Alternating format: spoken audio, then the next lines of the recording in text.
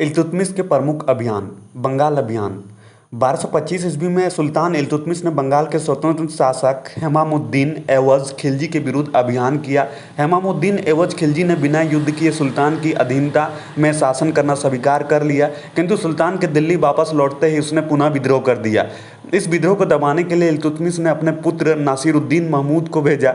1226 ईस्वी में महमूद ने एवज खिलजी को पराजित कर उसकी राजधानी लखनऊ पर अधिकार कर लिया। लगभग 2 वर्ष पश्चात नासिरुद्दीन महमूद की मृत्यु हो गई। अवसर का लाभ उठाकर मलिक इख्तियारुद्दीन बल्ख ने विद्रोह कर बंगाल की गद्दी पर अधिकार कर लिया।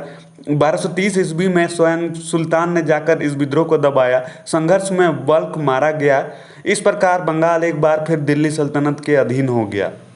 रणथंभौर अभियान 1226 ईस्वी में इल्तुतमिश ने रणथंभौर के दुर्ग पर अधिकार कर लिया। यह उसकी बहुत बड़ी सफलता थी, क्योंकि रणथंभौर अजय दुर्ग समझा जाता था।